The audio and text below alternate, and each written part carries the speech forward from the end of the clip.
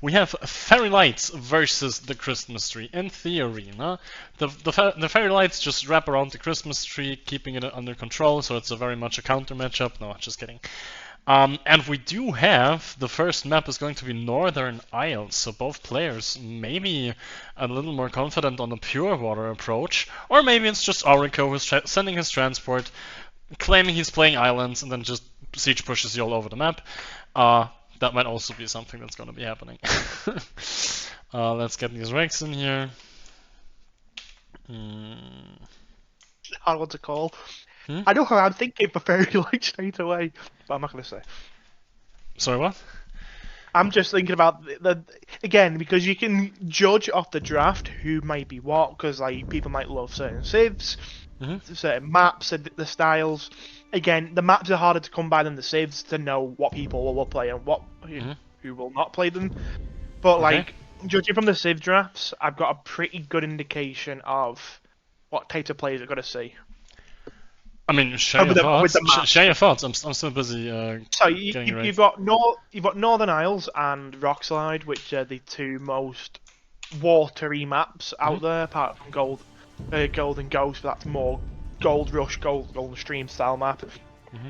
So I'm looking at water enjoyers, and if you look straight away, some of the civs being picked, like Dravidians, Bengalis.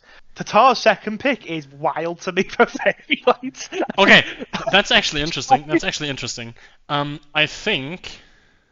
Wait, let me look. Fairy Lights pick Tatars. Is that second pick, right? That's first pick or second pick because Jordan got. I've been practicing with someone. I'm not gonna say who. Okay. Who probably thinks that Tatars can be very, very good on Ice Pass. Ice Pass is basically a reskin of Kilimanjaro. And Tatars on this map were played and were practiced, but I'm not quite sure because the rest of the draft? Maybe. Okay, I'm just gonna say Fairy Lights, although I'm not 100% sure, there's too many variables, but Fairy Lights could be a Harry sighting. It could be. I'm not saying it is, but it could be. He likes Bengalis. He plays a lot of Bengalis.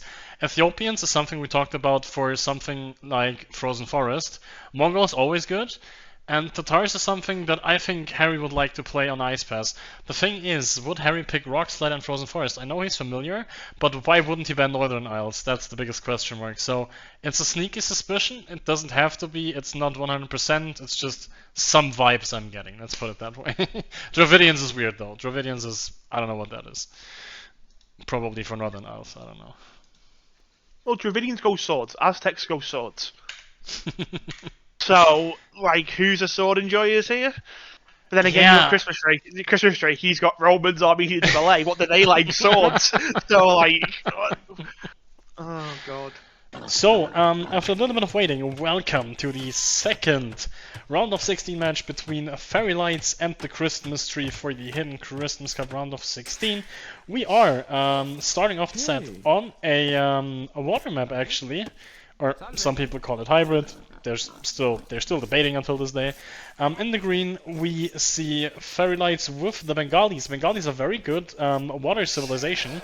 They have amazing economy with the bonus vills when aging up, and also their ships regenerate, meaning that if your ship is low and you manage to save it, you can just always pull back and get value out of your ship healing.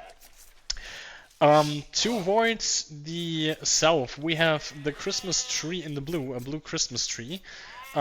Maybe we should talk about colors later, but yeah, we have a Christmas tree with the Italians. Italians, since age, is one of the best water civilizations. It got a little competition with the release of civs like Armenians, but yeah, Italians still a very solid civilization. Cheaper dog tags, cheaper fishing ships, that's everything you want on these kinds of maps. Very generic, very, very flexible. Yeah, I mean, you as a water enjoyer are probably even more of an expert than I am, Harry. Not Harry. Andy, sorry, my bad. I'm saying Harry because of Fairy Lights or whatever. No, Andy, you are a water expert, so what do you think about this matchup on this particular map? I hate Bengalis. I'm just not a big Italians enjoyer. I know they're a great save. It's just a save I don't like, so I always favour the saves I do like, and Bengalis is one of them. But Italians can be super, super dangerous. Again, with the transport ship, as we see from Very Light, bringing his scout forward and stealing 2 sheep. So we have I would say an expert, but someone who knows Northern Isles very well. Again, with the transport, you can steal sheep. And has done so, which is crucial, which is really huge, especially in the early game. So, but no, I feel like Bengalis are the better save, and on land as well, because again, on Northern Isles, on this version anyway, you get a transport ship, and on the base one you do as well. So it does turn to that more, again, going back into that argument, hybrid style, because you can go forward and land very easily. So going full naked onto water, where you're just going full galley production, can cost you. So you've got to be clever in where you start, right? And how much investment you make onto water. Yeah, 100%. We already see a Fairy Light pushing in some deer from behind the woodline as well. Something you can very easily do. Your scout doesn't have a lot to do in a Dark Age anyway on these types of maps. We see the board. Both players actually choosing to go forward with the dock, which indicates that they might not play the standard FC galley or something, or like defensive galley mass play, but they might actually look to contest the water and fight here a little bit. The interesting thing about this, usually if you expect your opponent to back dock on this map and you want to force them to fight on water, usually it's better to dock on the outside or on the edges here, so you have a shorter way towards the back, but both players deciding to just dock the middle straight away. So that maybe indicates that they want to fight for these neutral islands or the space in the middle maybe too. So yeah, I don't know, what do you think? I'm unopposed with them going towards the middle. It makes sense. If I was going to go to the back, it would be with Italians. Again, because cheaper fishing ships, you can get loads more out, especially if the build Christmas tree is going forward. 8 on wood seems it's 1 or 2 more than you really want. You can even say you've got double what you not want. You can go 4 and get away with it with Italians, which is wild to say. So I would say if you want to go for that heavy fishing ship approach, backdock might have been a little bit better. Play for that boom, play for the late game, to where Italians are very solid with the towers, the castles, the unique unit, the gunpowder being cheap, etc. Could be something which he might regret going forward. Yeah, I do agree with you that if you play like this, maybe he's not going to do a second lumber camp, or maybe he's just, it's a very, very unconventional type of Italian build. Let's just say this. Yeah. Because usually for your fishing ships you go 5. With Italians you can afford to go later, or even a bit less, because of, first of all, you start with a house on this map, which spares you 25 wood, and you have a cheaper fishing ship, so you don't actually need that many on the wood. So I'm kind of confused. Now we're transitioning to gold. Fairy Lights is already up, and he has to build a house, otherwise he's going to be housed. Because the 2 wilds that come out instantly, he won't be able to produce villagers on the way if he wants to play some sort of fast castle-ish build. Yeah, no, I totally agree. As I say, he's gone for the 3 fishing ships, which is ideal. He could maybe get away with 1 more, but 3 is completely fine. He's got a really solid build. He has laned as well, don't forget in mind. This is someone who's very versed in Northern Isles and water in general, and knows his builds. He knows the way to play. Like, he's got 14 on wood, 5 on food, just using these fishing ships as his food. So I feel like Fairy Light is a very much a water knower. Again, you can't really say he's good on water just yet. This is disaster for the Italians. Italians usually want to play a little more defensive, a little more towards the late game where they shine. He's late to the second dock, and he's late by 1 minute to feudal age. In such water fights, timing is everything. Usually, and if Fairy Light manages to spot those docks, which he actually has, now he's transporting over the scout, very well played, he's harassing the villager, that will most likely be a kill. He's earlier to the water, he's sniping the village. Yeah, Fairy Light looks very, very confident here. Could save this field with a transport ship. Oh, no, he got manage to do so. He does not manage to do so. Fairy Light's blocked it, so this is again, very, very clean and open open start for Fairy Lights. So we have someone in chat who says Christmas tree is dino. It might be. It might be actually, yeah. It could make sense in some ways. That is true. Aruko does like Aztecs on water, and we have seen an Aztec pick. Yeah, but he didn't pick it here. So Fairy that theory is out the window again. Maybe. What are we doing here? Oh, these villagers are getting attacked by the fire ships, and yeah, Christmas tree looks a little bit sloppy, a little bit like overwhelmed. Now trying to contest the water, but Fairy Lights should, in theory, have the better units with the regeneration, and he should have more numbers because he went up faster. Christmas tree, however, is trying to compensate that by going triple dogs in order to catch up with the numbers. He doesn't have enough gold vills yet to keep that production up. Still has a little bit spare. We're pulling the vills in order to repair, but that's full disaster. That's a complete slaughter by Fairy Lights. Yeah, you're completely right. As fishing ships have been moving to the left and not working either for Christmas tree, so he's in a very rough spot at the moment. Yeah. He lost the villager, he lost the war. I just assumed that he's good. Look at what Fairy Lights is doing. This guy knows what he's doing. He's splitting up his fire galleys to hit the dock to not get hit by potential demos. However, talking about demolition ships, this demo might have a very... Oh my god, oh my god, oh my god. It's coming out.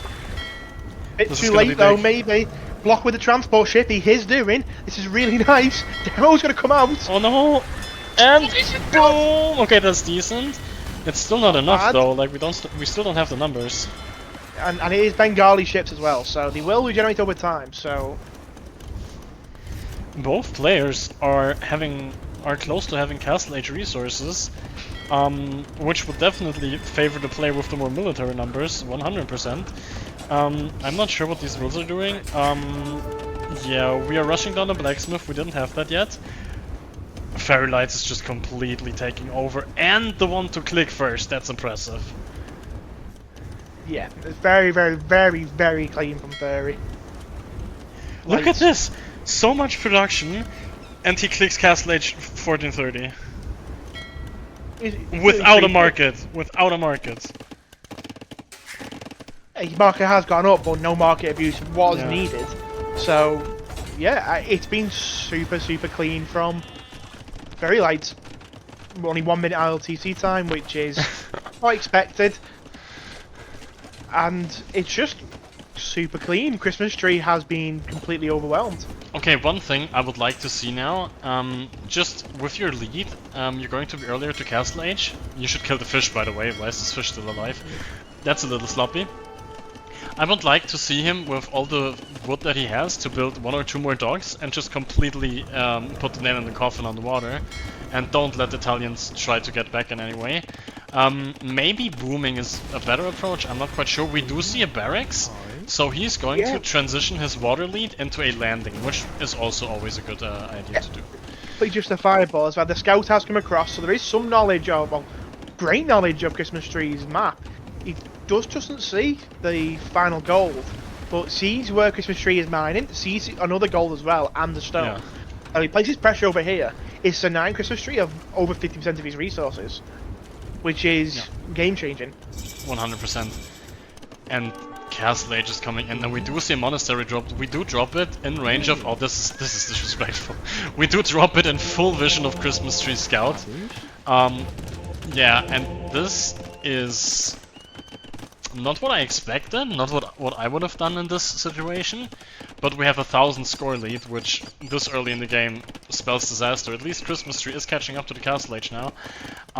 He sees that this is coming, now he has to try to answer and defend it.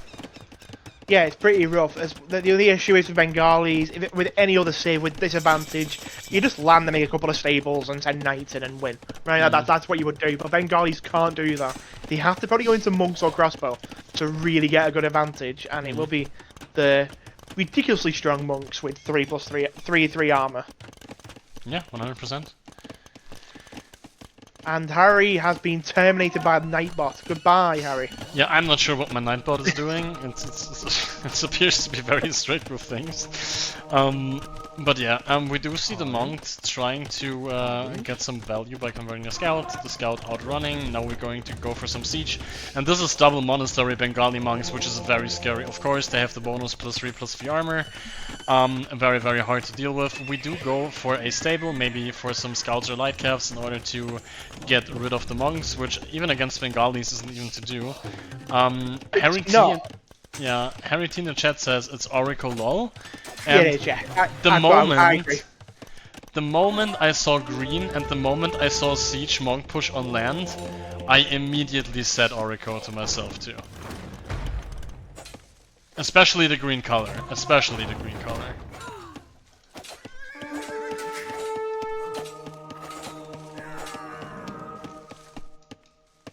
As well, because she has played second TC on Fairy's Island, by the way.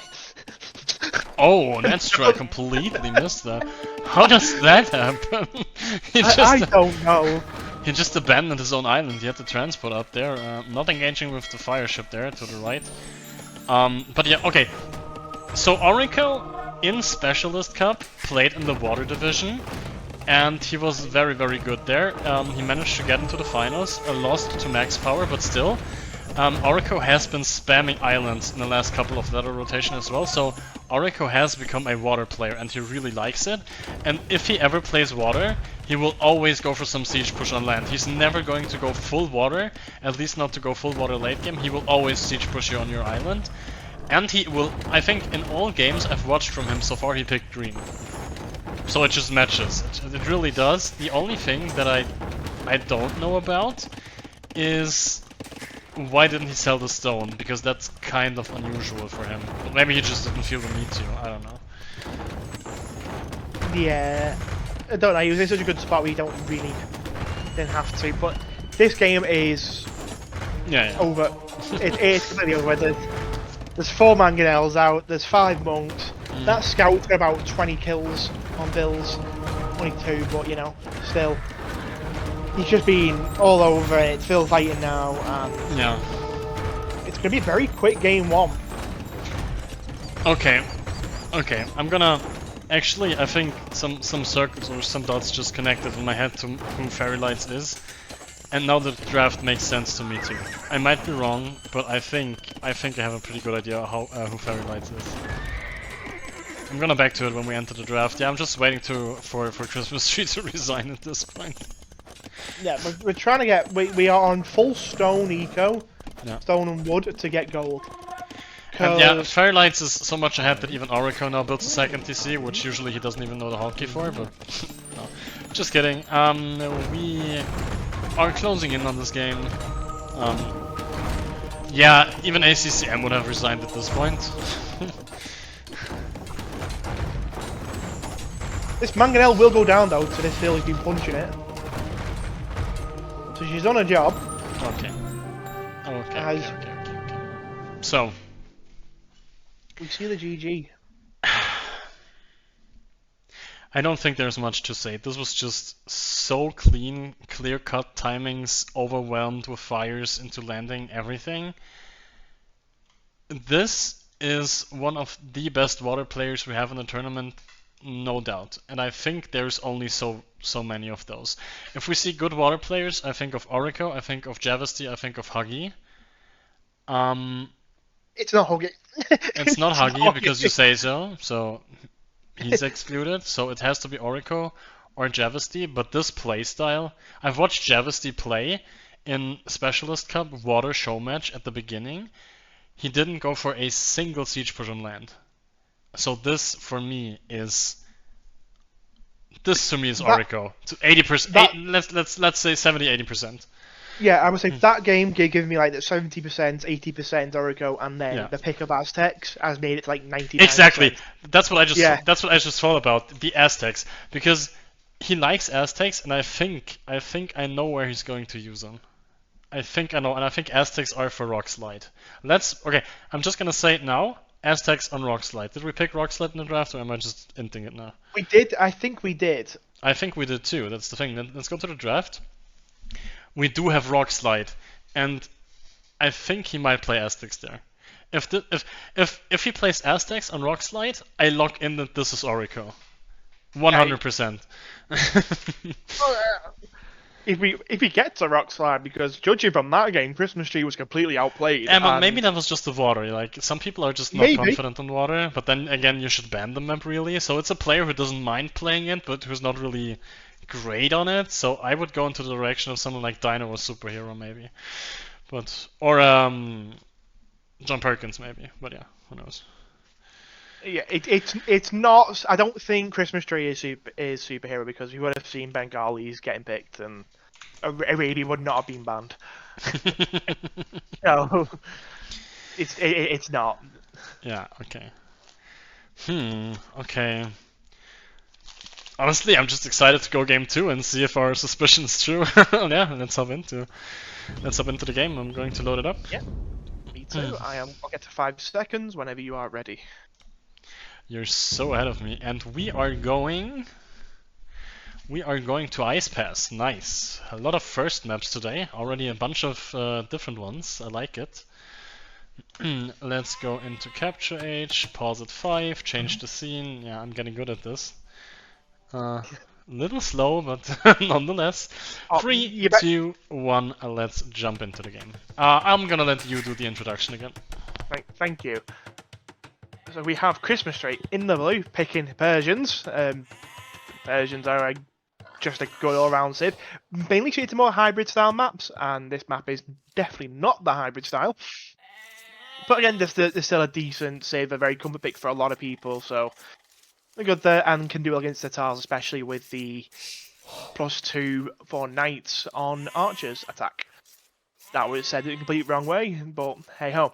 And we have Fairy Light playing in the green as Tatars, something that our host did mention, that he has played with someone in particular who likes Tatars, or believes Tatars could be good on this map. And Tatars are one of those civs that you swear by are good, but never are. They get a hill bonus attack, so the hill bonus is doubled, attack is doubled, and they have great CA and the best unit of all time, Flaming Camels.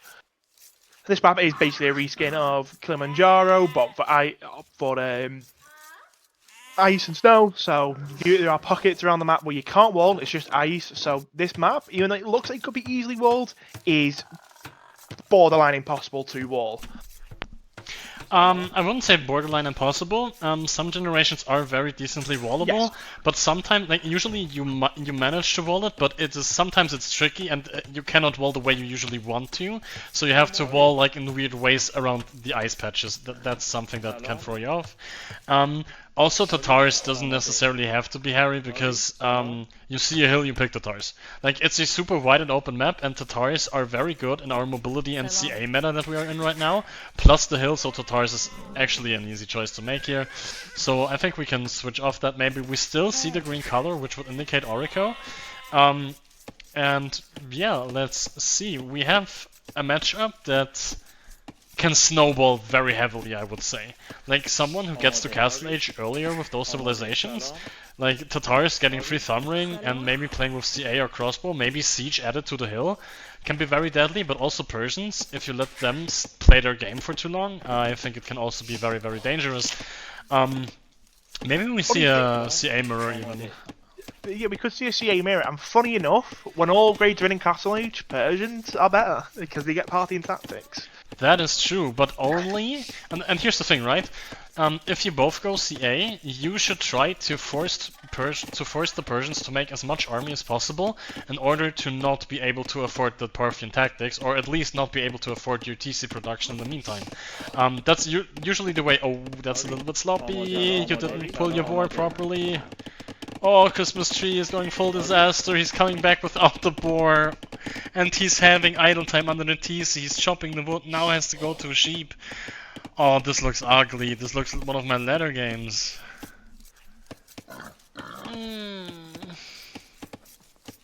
Yeah, sorry. I was making a point before that. Yeah, that's how I like to play against Persians. I will try in early Castle Age to force them to invest into as much as possible into army, so they cannot afford everything with their faster working TCs, their free Parthian tactics. That's usually my game plan, and Tataris is perfectly equipped to pressure Persians in that way. Yeah, that was the point I was making until the disaster struck. Absolutely, as well. I feel like the biggest bonus for Tatars, yes, they get the extra long-lasting sheep, which on a map with little to no hunt or food, you know, one boar, and just regular amount of sheep and 3 deer. Food can be hard to come by, so that sheep bonus is nice, but their main bonus is definitely the hill attack bonus. And yeah, big, massive hill in the middle of the map. 50% of the map is on a hill, but it's still quite flat. There's not a lot of like. It's a weird, right? Because yes, being on the hill is great, but then it's very easy to get back on the hill for Persians, and they can just run away. So maybe that won't play into account in the way of army, but maybe in terms of castles being on the hill and just raining fire on everything. Yeah, 100%. I think map control is very, very much key on this map. Talking about food is hard to come by. What are we watching? You know what's coming, don't you? It's Persians. No, don't do this. Right. Well, okay. Are we so tilted after game 1? This is not going to happen. The thing is, right, Fairylight has seen only a couple of villas under the TC, right? He's only seen a couple of villas under the TC. He's seen a forward house. Has he seen the forward house? Yeah. He hasn't seen the forward house. Now he sees where his opponent is. He kind of knows where the berries are. Oh, his scout has to be careful. His scout is running into the TC. What do we see? What do we see as green here? What do we see? We don't see anything. We're going for the barracks. He will see it in 5. Oh, he's going to see it. If he's fast, he can do palisades all around his TC. He can do palisades here, so the foundation can't be going up. No, the foundation is going up. We do have a Persian douche. I can't believe it. Yes, this is what I came for. I cannot believe it. This isn't happening. Why did I put money on this tournament? It's a valid strategy. I mean, you should garrison the villas though. You should garrison the villas though. Otherwise, it's completely not a valid strategy. Come on. This vill is mining in the range. He has to garrison. That's not how it works. Okay, he probably forgot that this TC went up. Now, if Fairy Lights is the caliber of player of which I think he might be, based on game 1, he will have a super calm collection. Adding a range is a good reaction, that's nice. And usually, you win with the Persian douche if your opponent overreacts. That's usually your win con. So what you do is, you don't repair because it's way too expensive, 4 times the resources, and you just ignore it as long as you can. And you just chill, and you make more vills, and you just play your game until the TC is down, and then you play from there. I think that's the way to do. Walling in your res, going for a range. I like the reaction, the initial reaction from Fairy Lights here. Yeah, I am completely on board with you. The issue is that we have no gold for Fairy Lights. We have these skirms being made. Again, because both goals are by the town centre. He can't easily advance over to there. He will just find his, what you would call the neutral gold, but kind of Fairy Lights. Kind of his gold, so might go over there to make some archers. And yeah, whilst the TC has come forward, the best way to counter it is by sending across your archers or whatever you can to the base at home, because there will be some wood vills, maybe some food vills, like we see here. Like, this is a weird... Oh, no, you can actually do that because you can't garrison. The TC is going down. Fairy Lights has gathered more than enough wood in order to just TC somewhere else. Now we're coming forward, we're building houses, we're trying to engage the skirms, and now this is going to be even messier now. We are trying Oh my god. we are trying everything to cause chaos. Meanwhile, Fairy Light's just expanding. There, he has gold, he has wood there. I think he's happy. Fighting with Vills now, I think he's outmatched. We have the scout here. The scout's very important to fight against those skirms, so he's not he can't afford to lose this. This is what we came for. This is why I put money into this tournament. This is what I wanted. I'm just gonna let this unfold before us with health bars. See, you don't have the boxing mod. I do. It's so much better. I forgot to implement some mods for this. I'm so sad. But yeah, my villagers have knives. It's 3 apiece. It's 4 in favour of Christmas tree, so the actual build fight's been really nice. Alright, take care, Javesty. Have a good day. Javesty's like, I can't believe I lost this, I believe it. I mean, that's a good way to throw us off, right? To pretend you leave the stream in order for us to think you don't have interest in this set. So it's not you, right? Like, that's a mind game you could play. Harry T, you're rightfully so asking the question, what the fuck or what the hell is this? I tell you what this is. This is a player that doesn't have confidence to play against Fairy Lights in a, let's call it, normal way. Is it though? He did pick this map, he did pick Persians. Was it a pre-planned? Was it pre-planned? It could be. Maybe, I don't know. Like now blue vills all over green's base and... The issue is for Christmas Tree is that there's archers on the field now, so he knows that the gold access somewhere. He has seen a town centre and seen the gold. Yeah. We're going to see 3 dead vills for on the TC. So the issue is, if archers are out, it's going to be a problem. Best idea here is actually kill the rage, which he is doing. Because at home, there's a lot of exposure. Okay. If archers come forward, it's game over. This is something to touch on, just a small detail that might not matter in most of the games, but if you go for a range, maybe this is a perfect example on why maybe you should not place your buildings into TC range. But yeah, if you get douched, that is, so it doesn't come up that much. But these archers are a huge problem for Christmas Street. They get back the map control. They lead to Fairy Lights being able to fight. He's getting fletching now. He's going to be able to completely free this area. He deletes the palisade, very well played. Micros back the weak will.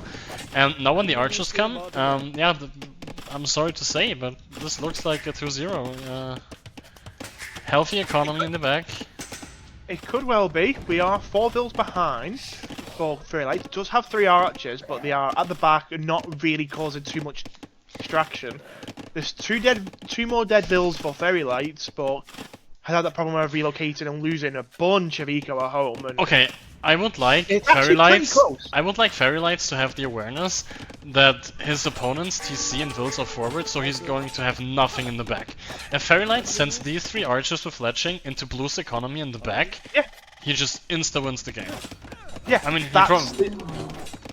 I got douched once on and closed, and I was like, okay, whatever. Oh my god. Yeah, and I did escape, but it's like, the idea was, I made a few archers, and I sent them into the eco at the back, and it won me the game. So that's kind of the reason what I've got for. Archers are the right place, scouts aren't. So it's a great reaction from Fairy Lights. Could have been a little bit cleaner, but Christmas Tree has done a great job as well of just being super annoying. As Feudal Age will come in shortly as well. So we are up. Probably a tiny bit behind, but you definitely have thrown Fairy Lights off, right? The thing is, we do have a very healthy economy for Fairy Lights. We were on double bid X much longer than the opponent. We are on horse color farms. We're walling off, and we do have archers on the field. Like, everything is just going the way of Fairy Lights at this point. Even now transitioning into a villager lead himself, now that Christmas Tree has to spend time researching Feudal Age. Still, the nail in the coffin would be some army in the back of Blue's initial base, but I don't think we need it at this point. I think the economy lead for Fairy Lights is sufficient enough. If you look to the farms down south, you will see 3 Fairy Light archers. Perfect! Finally, yes, that's perfect. Yes. Farms. Yeah, Christmas Tree probably doesn't like to see this. He sends off 1 vill to the right, 1 vill goes down, the next villager is going down. Meanwhile, Fairy Lights, he's chilling. He's not overcommitting for archers, I like this. Like, he's only going... I mean, okay, no, now that I say this, he couldn't do more because the range went down. But still, we do see Feudal Age coming in, but he's going to be pushed off the farms now. There's not really a lot to do. Hand card for Fairy Lights now, like he's just going to run away with this economy then. Yeah, as another vill goes down, we 11 dead vills to 5, and that advantage Christmas Tree had with the vill fighting has kind of all gone. We've got a stable in the middle of nowhere for Christmas Tree on the left. will be scouts to counter the archers, which I'm not a huge fan of. And I preferred a few skirms. Okay, we do have a random Vil walking to the right side. Yeah, this is... We do see some scouts added now. I thought we might go up to Castle Age, but Christmas Tree is now deciding to add scouts on the far left of the map from a somewhat random stable. I don't know. I just watched Fairy Lights kill a farm on the right side. Oh, did you? Oh no, I missed it. Yeah, that's why I was giggling like a girl. I mean, that's always nice to see all the intricacies of the game. I mean, the game kind of slowed down a little, but score-wise, it's close. But if we look at the rest collected, there's already a 2.5k lead for Fairylight. He has a villager lead. He has the economy upgrades. Forging's coming in. He's on the way to Castle Age. Christmas Tree far away from Castle Age himself. Yeah, the issue was Christmas Tree, again, he was actually in a spot to maybe go FC. He had like 600 food in the bank, had 120 gold, and you're thinking, maybe just go straight to FC. Because your opponent's been booming for a while, it's probably going to be on similar, if not more eco than you. So maybe going FC and matching that would be nicer. And he just hasn't done that. He's invested into Feudal Army, 3 archers and 3 scouts and 2 spears. It's a lot of resources being pumped into Feudal Army. and which would all be made when Very Light takes the castle. Yep. And we do see some archers now for Christmas Tree, but the moment we're in Castle Age, I can't imagine a GG coming in, because we're so far away from Castle Age. No, we're actually trying to play on. He did play on a lot in game 1 too. Like, it took him a long time to resign. A 3rd archery range. No, sorry, it's the 2nd one. This was a blacksmith. But we're adding another archery range. I think he realizes in order to come back, he can't go to Castle Age ever. He has to somehow try to do something with Feudal Age army, but there's no way. There's no way. We have 3 stable Stab Lancer production from the Tatar player. Solid economy. Like, we casters always have to make up some reasons as to why a game might not be over, but I just can't. Oh, you got the Vil lead. You have douchey opponents to force them to run away. And the scores are pretty, like, they're still in a position where you can come back. You can feel like, right, you don't have full knowledge. So in-game, if I'm Street, I'm probably staying in. But then again, I would never have douched.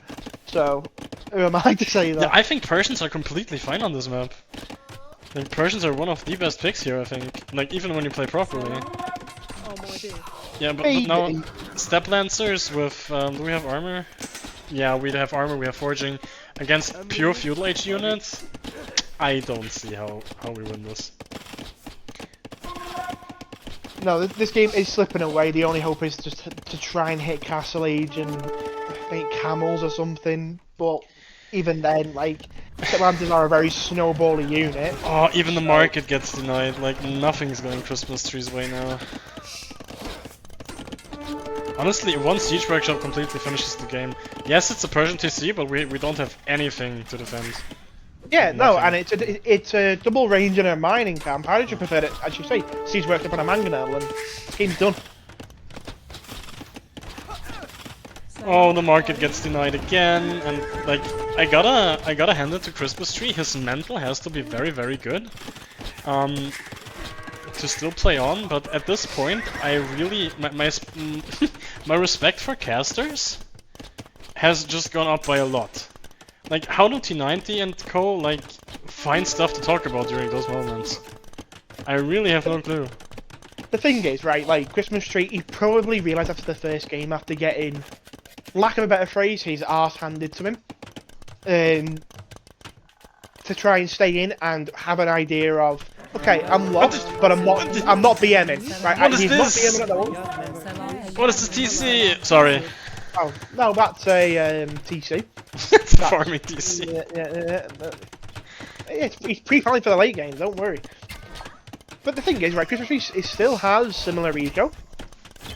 And can go up to Castle Age shortly. He's not totally out of this game. So, Freezer like, in chat. point of view. Yeah, Freezer in chat says if John was Christmas Tree, he would have resigned already. Maybe. I've played John Perkins recently in tournaments, and it took him a long time to resign against me sometimes. So I wouldn't necessarily say that. Of course, there aren't many players that would play on in this position. I don't know. And people say Arbase would be douching? No, I don't think he would. I think Arbase is confident and a good enough player to not having to do that. Castle has been clicked. Finally. But where do you go from here, right? You have Soldier Stone to click up. You go south apparently, with all your vills, the whole town. That's what you do apparently. Right, you just go reduce. That's what I would do. Ori? It's over. But, like... Now the villagers are going ice skating or something? I don't know. Cavar just... No, he's basically making Fairy Lights win the game, like, kill him off completely. The plan is, he knows he's probably the worst player here, like the weaker player, so you try and tire your opponents out. Oh, people say Fairylights might be our base? It might be. When I play against our base, he always goes for a heavy feudal on water maps. Might be someone like our base. I wouldn't exclude it at least. Yeah, okay. Come on, can we please resign? Thank you. There we go. That's good timing. As a game, I'd probably give that like an 8 out of 10. For strategies involved, 10 out of 10. It was a game of Age of Empires 2, which we'll never see the likes of again. That's the problem, I doubt that statement. Oh my god. Yeah, okay. This was something, I would say. So, okay, chat said our base. Let's think about this for a second. Our base likes his horses. Check. Plays heavy feudal fire galleys very, very cleanly on water. Check. I'm not sure if he would monk siege push. But I think the Tatar's pick might actually make sense. I will stick with Arikyo, but I can see our base as well. Yeah, for me it's like 70 Orico, 30 our base still. Because of color and siege monk push. These are the first 2 games. We're seeing 4 players out of the 16. So yeah, 100%. A set that could be played tomorrow might go, no, that's Arikyo, or that's our base. And before you know it, there's 15 our bases running about. Yeah, but in contrast to the actual Hidden Cup of the pros, every one of us either Viper or Hera, right? And here, we do have different names that we called upon, right? Like, we don't think there's a Chris in here, we don't think there's a Maxi in here, we don't think there's... I don't think there's a Matt in here, necessarily. Well, maybe, yeah. Christmas could be Matt, yeah. I don't know. But what I find interesting is there's a certain bias towards shouting player names that you actually know. Like, for you, every draft is if it's Huggy or not. It's not who is it, it's just... First instinct is it Huggy or is it not? Like, it's so funny, like, you just always look for the players you know. And the rest just kind of goes under a little bit, which is why I would never have thought about blue play in the first set, to be honest. But, yeah, that's the beauty of this format. Again, we are making guesses at the start, though, right? Again, there's going to be multiple people who are going to say, I'm going to guess by the next round, we're going to say 5 people qualifying, they're all going to be Arikyo, and 2's going to be our base, and 1's going to be... Yeah, opinions might change, let's put it that way. Opinions might change by the more sets we have. I told you I was going to do this properly. I haven't delivered on that promise, so let me now actually do that. Looking at the draft, what do you do if you're Christmas Tree? I don't think Christmas Tree is the most confident player. I think, looking at this, I think he already resigned to the fact that he's going to lose. At least that's what it looks like. Yeah. I've got a little feeling too. Yeah, I don't know. It's really, really weird. I don't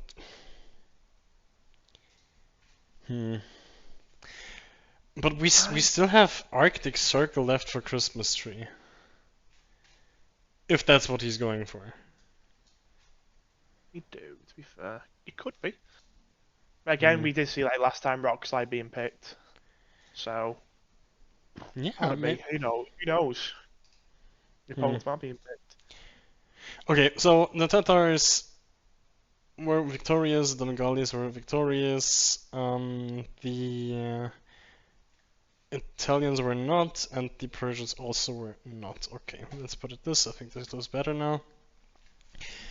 Yeah, we can go into game 3 without further ado, I think. Let me just put it up. Honestly, I'm already getting excited about the idea of seeing Fairylights play against Snowball. Is that the next round? That would be the next round if Fairylights wins this. Oh no, sorry, Santa Claus. Santa Claus. It's not Snowball, it's Santa Claus. I'm always mixing them up today, I don't know why. So we have our base versus our base next round, okay. That's what we have. Perfect. Yeah, alright. Loading up game 3. We are indeed going to Arctic Circle. Okay. And the civs are very interesting, to say the least. Oh, God, yes. One civ I hate and one civ I love. Okay, I'm at 5, let me know. I'm at 5 too. Alright, 3, 2, 1. Let's jump right into the game. Okay. Welcome back to the potentially last game of the second set of the round of 16 of the Hidden Christmas Cup. What's going on here? Fairylights is... Oh, Fairylights is going for the boar first. He's Mongol, so maybe he expects a lame from his opponent, so taking the boar early, I'm not opposed to that strategy. Maybe that's something that he's just doing out of caution. I like it, like the idea. Anyway, we are in Arctic Circle, a very interesting map. We have a big lake in the middle, and we have water all the way to the outside, which is both walkable by land units and ships alike, and we have a ton of fish on both sides. So the first thing is, where do players choose to dock, and what's the thought process there? Do you dock the outside? Do you contest the middle for map control? And the next thing is, like, what kind of land military do you transition into? Did you play a lot of practice games on this map? I played a couple. Okay, okay. I feel like water aggro has to be as minuscule as you can make it. Yeah, because I agree. Yes, there's a lot of fish, but the water doesn't cover a lot of the map, which is quite weird. So yeah, I prefer docking the outside personally rather than the middle. But if you continuously make loads of water, you're just gonna get absolutely trounced on land. So it's about knowing when to transition away from making galleys, fire galleys, demos to right now it's a land game. And then also potentially drag it back on water with a couple of sneak fires or whatnot. Yeah, 100%. I would agree. I don't think I would ever do more than one dock opening. Like, maybe you add a second one later, but I still think that land military is superior long term. But the thing is, if you're a decent civ with your ships and you want to keep them, you might just dock defensively towards the outside. By the way, something to note: if you go to the corners of those fishes, then you get a lot more to catch here. Like, you get a lot more fish if you go to the corners than if you go to the edges. We do see Greenstock Fairylight already reaching out as the water expert that we think he might be.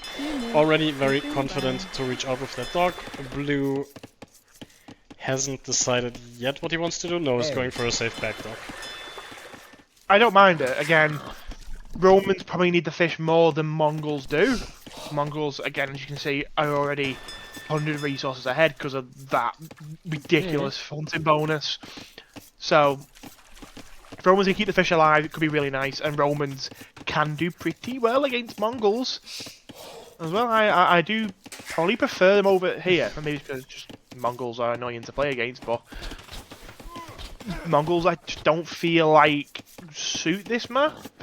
But again, there's quite a bit of hunt, so could get really good timings. Okay, so one thing I have to throw in here is the initial version of this map had no boars, but a bunch of deer. I think it was 10 or 12, but no boars. For the sake of this tournament, we changed it to 2 boars and 4 deer, that kind of standard res. Because I don't see a point in making the start weird or uncommon for people if you want to spot them by their common habits. Like, you shouldn't change. If you ever do a hidden cup, you can do unique maps that allow for unique strategies, but still, don't make it too unique of a way where you can't spot the players anymore because they can't play comfortably in their playstyle. That was the thought behind that change.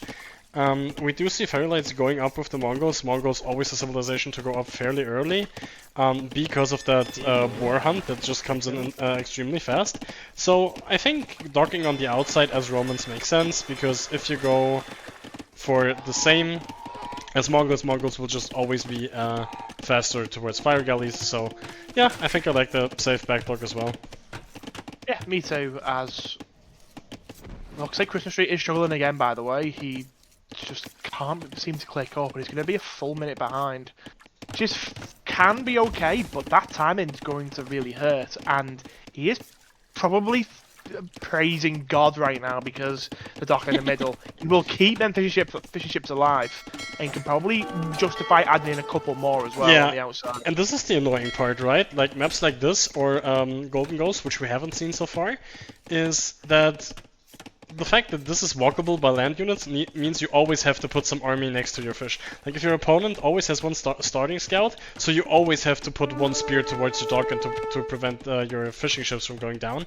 The question is, do we try to snipe Vills? Because that's not the only option you have. You can always just try to snipe the fishing ships. With land units, that's the unique part. Yeah.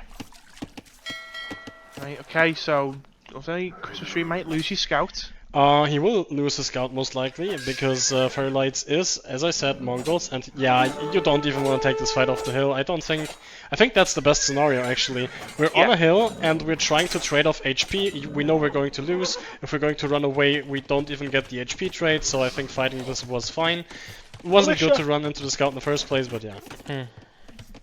Yeah, it's not. It's unfortunate, but he did the best situation he could, and at least suck HP off that scout. So that Mongol timing is going to be a little bit weakened, right? Because he can fight this scout off with Vills.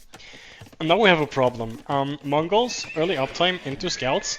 Oh, wait a minute. Christmas Tree is going for a very Roman play to do. We are going for free militia, soon to be men-at-arms, I would assume. We haven't clicked men-at-arms yet. He could now. He has the 40 gold. Yes, he's doing so right now. Militia trying to find their way in, and I think we saw this because we immediately transitioned into a range. Obviously, range follow-up, always something that's very, very intuitive when opening scouts. Also, we don't have to invest into water because we probably know at this point that this pond is uncontested. Okay, men-at-arms is kicking in. We aren't C-range. Do we spot this? Okay, that's a very good timing here. Do we get a Vill? We get one Vill. Okay, nice. We have to abandon the gold. Not bad. Now we're quick walling, and for the first time in the set, Christmas Tree has a initiative to be taken seriously as he's getting walled out and eating the TC. Oh, that hurts.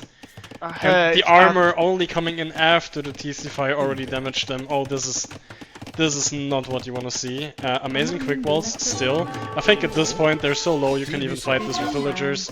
The armor is going to be invested for units that are pretty weak already. 1 or 2 archers is going to clear this. Fairy Lights is just one of the favorites, I feel like, again. Yeah, and he's done a decent job of reacting. Lisa Bill's pretty annoying, but Man-at-Arms will go down. We see a further investment for Christmas Tree into Man-at-Arms. I would like the spear to stay at home, because there's a lot of exposed Vills out here and there's 4 scouts running about. Need to be careful. We do see some more Roman men-at-arms, but here's the problem. Running across the water, the fire galley itself completely killed this man-at-arm. Like, this man-at-arm is going to make it across the lake with like 6 HP. And that's what the middle and map control with fire galleys in the middle gives, you know. Yeah, this has done nothing. Like, this Roman play hasn't done anything. And men-at-arms with Romans, I'm leaning towards John Perkins again. Yeah, that's what I was thinking. I feel like a douche and Man-at-Arms. I really feel like King Boo has trained him. Like, honestly, I've got that feeling. Mongol scouts engaging the gold. There is a spear in here with bonus armor, which makes it harder to engage for sure. With the archers coming forward though, I think we can easily pressure this. And there's a lot of economy. There's a mining camp, there's wood, there's villagers. The fire galley can do a decent job against fuel age units, but I don't think it's going to be enough. A very, very deadly archer switch here. We only have to take out the spearmen. We're doing so as we speak. The scouts engaging the men-at-arms, the archers clearing the spear. This is a 3-0 for Fairy Lights, uncontested. Yeah. Christmas Tree has come in with some wacky strategies, but well, not wacky. I say off-meta strategies, but Fairy Lights just has played his game, played comfortable, and Yeah, and now the Vills are there, the Scouts are weak. Oh, the Fire Galley might actually do huge here. A pretty good job, because Fire Galleys are pretty decent against Scouts. We don't realize it, now we're pulling them back. We can't engage this just yet. no, We are clicking forging. Yeah, the issue is for Romans is you don't get demo ships. So Yep. demo here would be bloody lovely, use them as bait, but Oh, and we're pulling back the Scouts in order to kill the villagers now that we know that he's defending over here.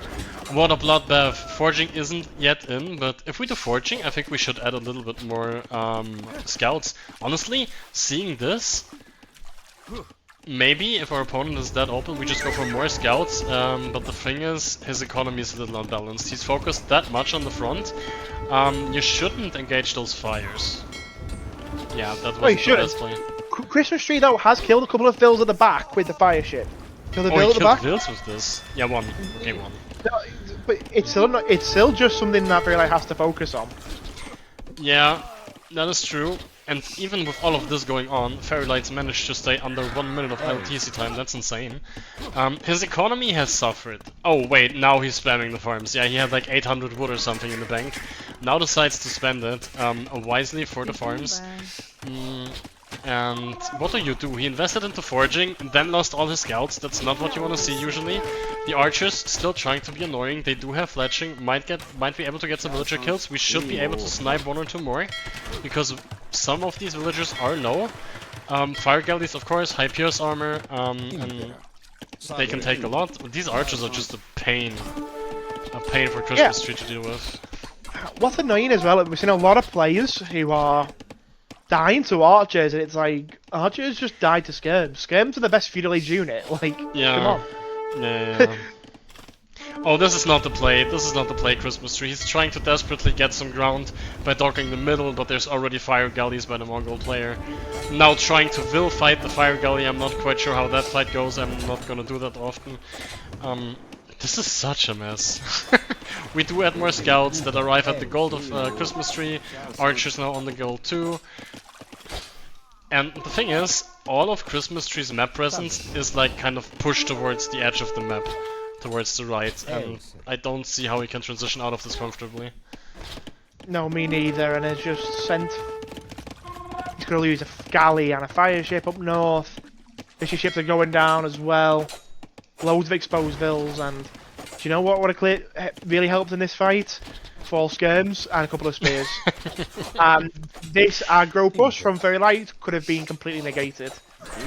Yeah, well, that's hard, right? Like, you have so many spots to worry about. You have the mill here, a dock here, your fishing ships, your wood lines, your golds, and meanwhile you were trying to do pressure yourself.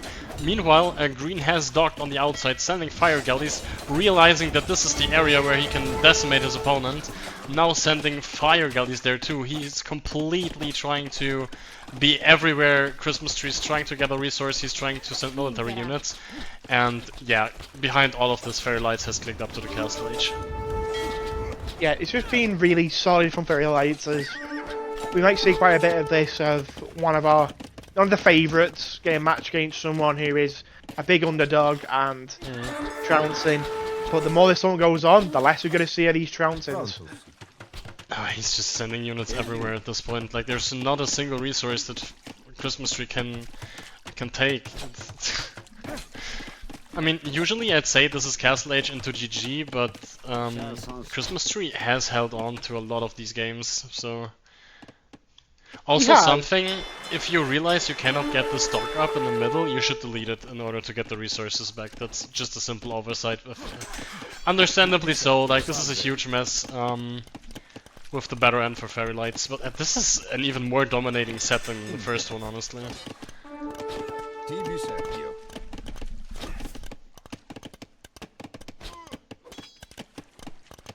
Yeah, I don't think the market's going to help. It's not. We're seeing another range, and another stable. Sorry, and we have 3 stables and Lancers. Step Lancers. Mongol Step Lancers are going to seal the deal here if Castle Age doesn't do it already. Do we see the GG? Or yes, there it is, the GG. And that's another 3-0. Alright, When the resign comes in, that is. is he typing something? Oh, wait, we get a hint. I burned down hard, says Christmas Tree. Fire versus tree, not fair. Happens, high pressure. Oh, we do get a little bit of chatting. We didn't have that in the first game, not at all, to be honest. Well, what do we think? Oh, holy crap, look at this. This is a pretty high APM, 65. Not bad. 37? A little bit on the less end. Who would type that? I'm not clued in on the typing behaviours of some Me neither. players. Me neither. Burnt down hard. And happens is such a calm, like, and that's one word how I would describe Fairy Lights. He's just calm. Like, he's just calm and collected and knows what to do. He's on top of the game. And the writing reflects it, I think. Interesting.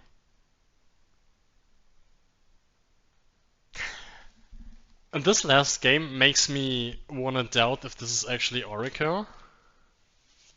But I still think I would guess him for this. It's sad because if we would see an immediate Siege Workshop forward, then I would know it's him. But unfortunately, his opponent resigned before that. Yeah.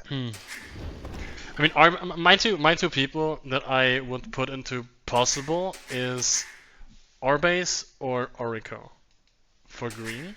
That's And where I'm with- leaning. That's what I'm leaning to as well for the. With a 5% chance of Javesty. Yeah, I can see Jarvis. I think it's definitely one of the favourites. I think we've seen two of the four you've put in the favourites. I think we've definitely seen that, and definitely I'm leaning Orico, but it could be our base. I'm not quite sure if we saw. I mean, in this set, I'm even more certain. I think green is one of the favorites. I mean, the thing is, Orico is contender, Arbis is favorite, and in the game before, Javesty is favorite, and if it's Lorhay who played in game 1, or in set 1, then that's a contender, but I think we've seen definitely two of the better players, either favorite or contestants. I think or contenders, that's for sure to me. Because this wasn't even close in both games. What I'm very certain is that both in both Snowball and Christmas Tree, we either saw one of the underdogs or one of the lower elo unpredictables. Specifically looking at Flying Mouse, because I don't think we've seen Maxi or Chris yet. Because these are just so obvious.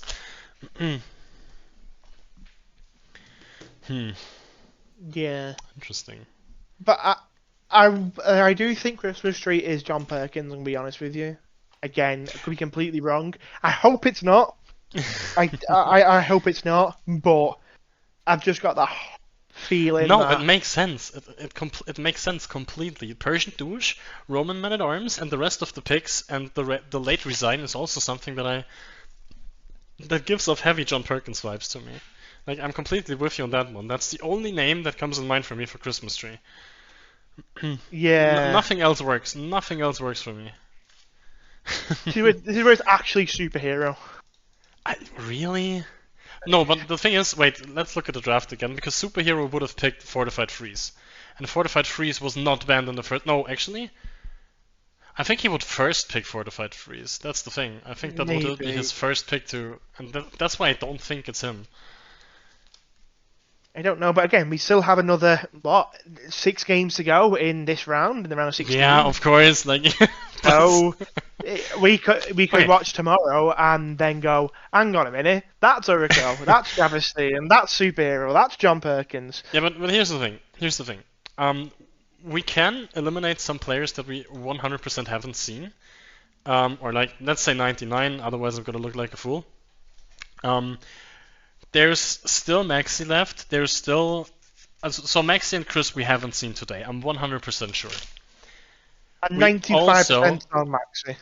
Yeah. We also haven't seen Harry. I'm pretty sure on that. I don't think we've seen Harry today, even though I went Harry for the Tatars pick.